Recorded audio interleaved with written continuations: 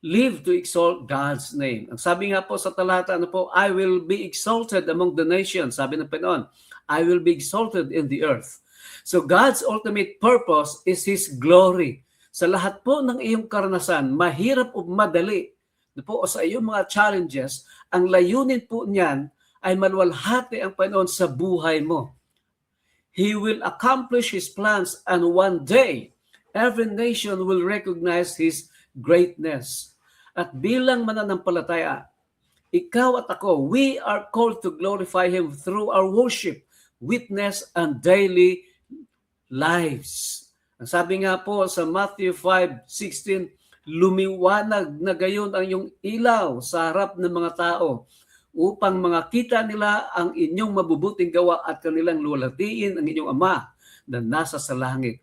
Parang katulad po ng isang lighthouse yan. Ang lighthouse, mga kaibigan at mga kapatid, does not compete with the darkness. It simply shines.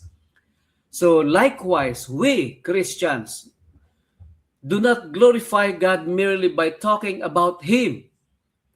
Hindi natin siya maluluwalhati sa pamamagitan ng ating pagsasalita lamang tungkol sa Kanya, but by living lives that reflect His love, truth, and grace. Sabi nga po dito sa Psalms 34:3, "Oh, magnify the Lord with me, and let us exalt His name together." How? Ang sabi nga po ay by living lives that reflects His love, truth, and grace. So, kaibigan, kapatid, let your life point others to Christ.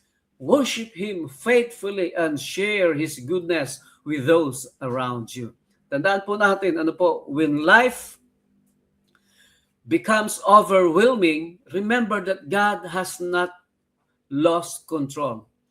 He invites us to be still, to know Him deeply, and to live in a way that brings honor to His name. Peace is not found in the absence of storms, tandaan po natin, but in the presence of the sovereign God. Kahit na merong sa ating buhay, nagkakaroon tayo ng kapayapaan sa kalagitnaan nito, yamang ating nalalaman na ating kasama lagi ang Panginoon.